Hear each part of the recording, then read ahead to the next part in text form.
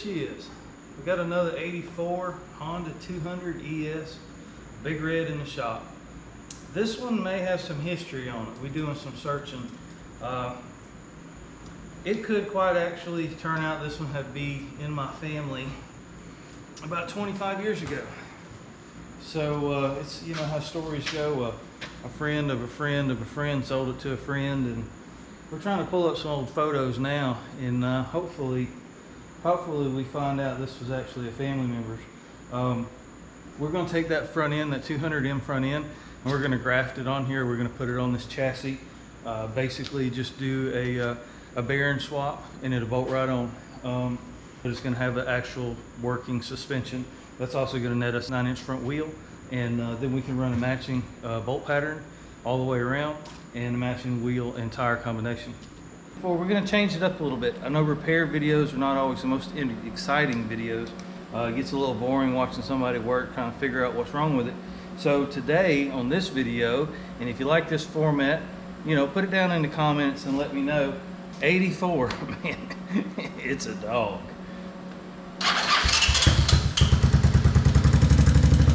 But it runs. It runs now. It didn't run. It wasn't even close to running. So there's the big payoff. We got it running, but what did it take to get it there? It took a lot. It took me about 5 hours. It took me starter, CDI. It took an intake. I've never had an intake break before. The intake actually come apart. The intake between the carb and the manifold, or the head, this rubber casting is kind of vulcanized to it. I've never had one come apart before. Completely toast. Stator was the big problem. Had to replace the stator. If you're not sure what a stator is where all your electricity starts down in the flywheel. Starter was locked up. It was a mess.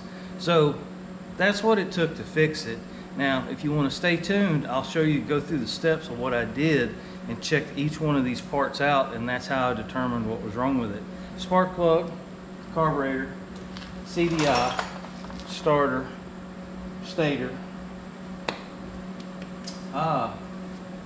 reverse start inhibitor.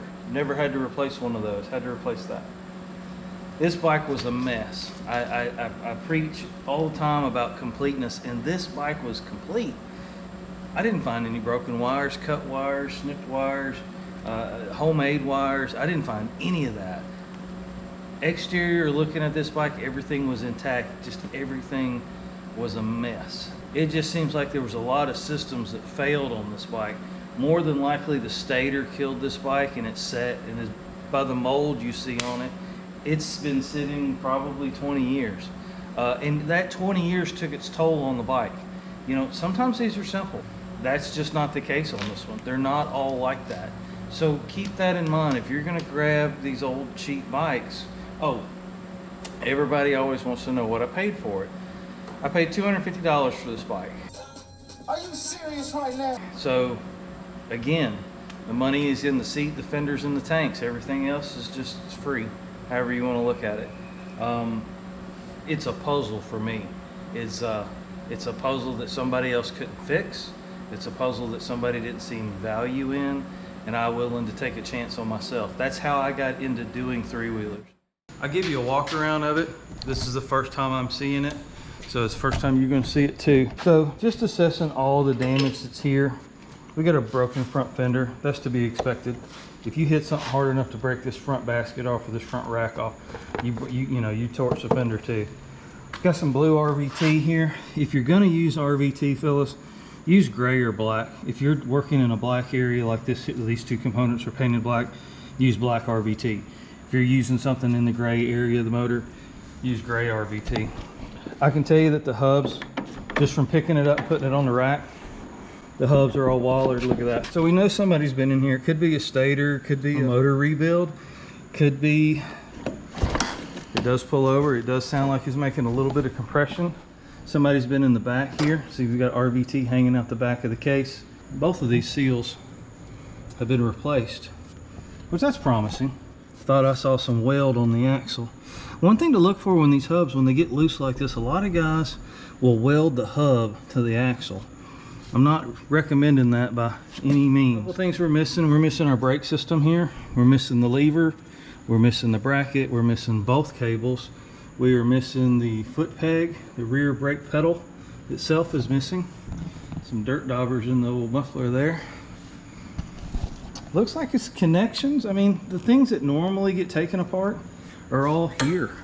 Little things. This fuse, somebody's been in here, somebody's trying to save it. They've pulled it off its mount. It mounts right here. This bracket here and this fuse here is it's where it's supposed to be. Everything's plugged in on this bike. That's always a good sign. You can nitpick one of these things to death, but you got to remember they're 35 years old. They've probably had 5 or 10 owners, who knows.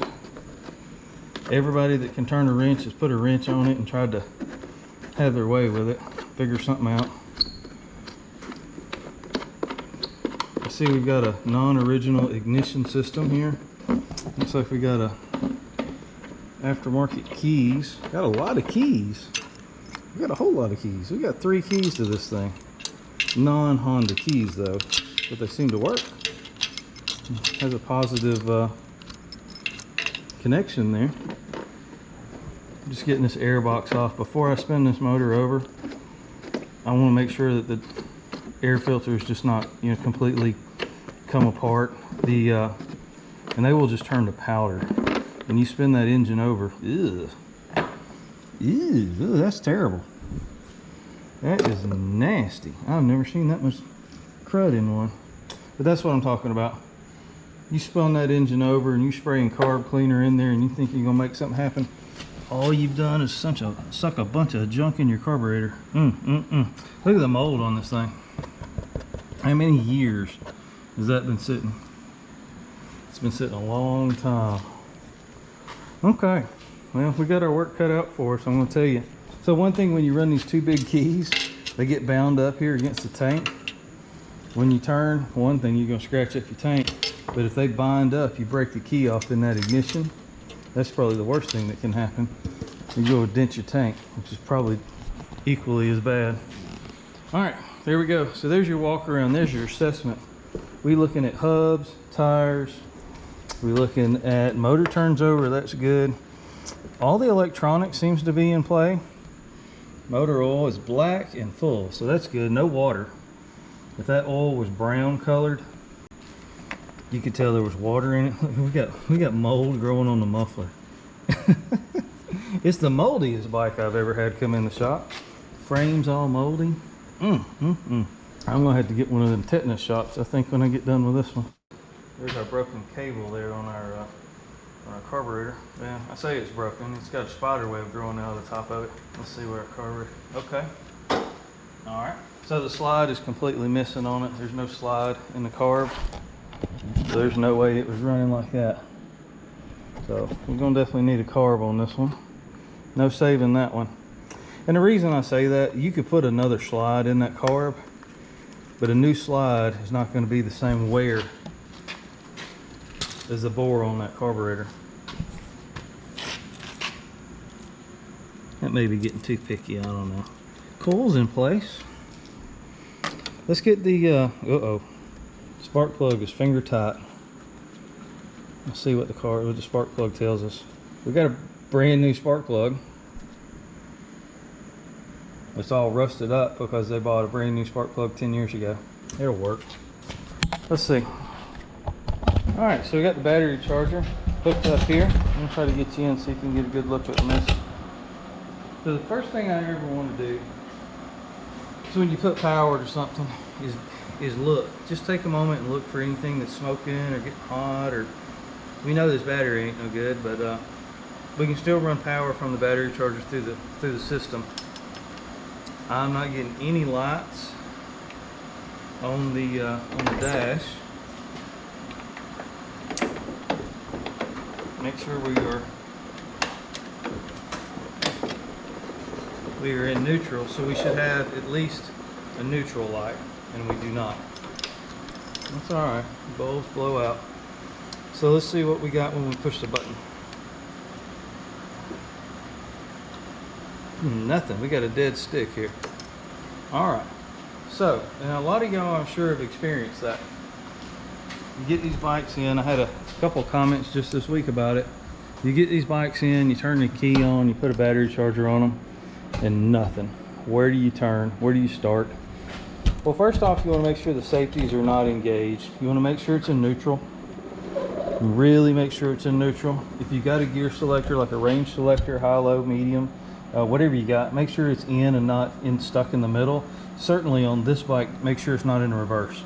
If it's in reverse, it will not start. So our circuit for our start system is actually pretty straightforward. This fuse right here, you see that yellow wire with the red tracer? All right, that powered wire is only hot when the key's turned on. So what you want to do is we're going to check that fuse next. It could be something as simple as that fuse is blown. Maybe it's this fuse here. This is the main fuse. We're going to check all of those. Before we start tearing something apart, always check your fuses. Once you've eliminated your neutral safety and your reverse, make sure the switch is not in the off position. It's in the center. Make sure your key is engaging all the way. Once you've done all that, you want to check your fuses. All right. So you always want to test your equipment before you get started, especially with a test light. They'll blow real quick and you don't even know about it. So always make sure your test light works. Make sure you're getting power. So in a situation like this, what you want to do, you can just test the fuse itself. And as you see, we're getting power through the fuse. Okay. So we know the fuse is good, not only visually, because sometimes they look a little sketchy, I'll tell you. I was thinking that could definitely have been our problem. Now, I don't like poking a bunch of holes in all the wires with a test light. I know a lot of guys, they'll just start stabbing, the test light around and looking for current. And I try not to do that if I can help it. If you can find the end of a connection like that, I'm actually touching the back side of where that fuse connector is. So I know with the key on, now that's with the key off. Now I'm doing all the testing with the key in the on position, the battery charger hooked up. So right now I know that the key's working, and I know that my keyed hot power going to my solenoid is functioning. So now what I want to do is I want to reverse that test. Okay, what I'm going to want to do is I want to check the ground side of that solenoid. So what I'll do is I'll take my test light and I'll reverse it. Basically, I'll put the ground of the test light on the hot of the battery. Now if I touch this to ground, test light will light up. On this particular bike, the solenoid is located underneath the trunk behind the battery. It's kind of buried in the back of the bike. You can reach underneath it and kind of hope and pray that you hit something. And I'm going to take these fenders and the rack off and get it out of the way. I'm just going to tear it down to the frame, okay? Okay, so now what I'll do is I'll break down each one of those components and show you how to check them. And then that way you'll know what to look for on your bike when you bring one home that's not running. All right, so I have my test light hooked in reverse, and what that means is the clamp lead is actually on the positive of the battery. That's backwards than how you would normally use a test light. The reason I do that is I can hunt for ground. You see how I'm touching that screw of the handlebars? It's grounded, therefore I have light, or my light comes on. So how I would test for this is I know the ground from the chassis ground comes up to the button on the light green wire with the red tracer. We can check that ground with just a regular test light and we have ground. So I'm going to send the ground into the button like so. And now what I'm going to do is I'm going to test like so, and it's not making any contact. So the button right now is not making contact inside. When I push the button, the light comes on. Therefore, I know that the button is working. Now, the bikes normally don't come cut like this, but we'll take advantage of it for teaching purposes anyway. But that's how you test a button. You send ground into it, you run a test light on the other side of it, you press the button, if the light lights up, then you have ground. So that's how we determine that we have a bad button. This button is actually making a little bit of contact by itself when it's not supposed to. So that's definitely something that needs to be corrected. You wouldn't want to leave your bike, if you accidentally left the key on and all of a sudden it tries to start by itself and it melts itself down. You don't want that. So this bike needs a button. The key, I told you I bypassed the key. Bypassing the key is pretty straightforward on all of these bikes. If you see here, you come into the main harness underneath the, or inside the headlight. In the main solid red wire, if you follow your key wires, they come out of the dash. You have your red and you have your yellow coming from the key. What you have is the red is hot from the battery, it's 12 volts, and the yellow is only hot when the key is turned on. So by connecting them together, I like how Honda did this. They had a male and a female, so they know you can bypass the key. And basically, you just bypass the key and you hardwired or hot wired the bike. So now the whole system is seeing 12 volts. No different than if the bike is in the run position and the key is switched on. Of course, we checked our fuses. That's always the first thing you do. You have two fuses back here by the battery. You have the main here on the frame, and then you have the secondary here for your 12 volt circuit. This one blows more than the main, and this is actually directly tied into the key. If the key is not working, this is your first place you want to check, is this fuse right here. It's back on the frame rail. It's got a little rubber isolator, what's left of one, that holds it in place. I told you that I needed to check and jump the relay. Well, this is your relay here, your solenoid. It sits back here by your voltage regulator. You have two poles. We've talked about this before. You have the battery coming on one side, and then this side is non-activated until the key is, or the button is pushed. When the button is pushed, current comes out the other side. It comes out this black wire all the way to the starter. You have two small wires here. Green, of course, is the ground, and that's going to come from the button. And then you have your yellow with red tracer, which is the same wire that we found. We just talked about up by the key. So by jumping the key, that made this hot all the time, which is fine. That's the way the bike is when you're riding down a trail. It's the ground that's controlled by the button that activates this. You can test this. When you hit the button, when it's working properly, it will make a clicking noise. So that's always a good way to test it. You've seen me jump bikes, and if you're not sure how I jump them, it's when you take a screwdriver and you lay across these two terminals, and as you see, the bike spun over.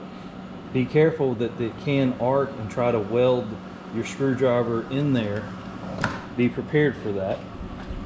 Third thing was the intermittent reverse inhibitor. Now, I've never had to change one. I took this off of another bike.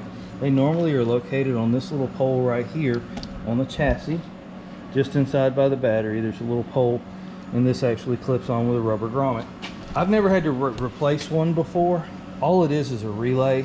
When you put this, remember this is an 84, this is a 1 year only bike with this design. When you put this bike into reverse, if you listen closely to this solenoid, I'm going to put the camera here. What I'm doing is I'm going to put it into reverse on the gear selector. You can hear this relay clicking, and what it does is it takes ground from this contact on the gray wire that runs right out of this plug here, right in the top where my finger is. It's a gray wire. Listen close. This is what I'm doing. Okay? If your bike doesn't do that, then you got a problem. When this makes contact, it sends ground out the gray wire. The gray wire actually comes over, and you see it goes in here, and that tells the bike not to stop, not to start. The same way that if the bike is in gear. If you have the bike in first gear, or any gear for that matter, it's not going to start. It has to be in neutral to start. So basically it's a safety, okay? So this bike, one of the things, once I found out it wasn't getting spark, I needed to know why.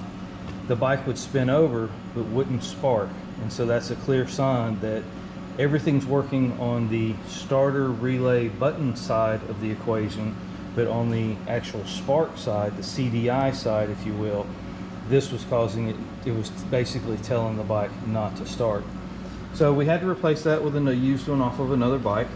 I told you that the intake, standard intake, all these intakes are the same except the 200X.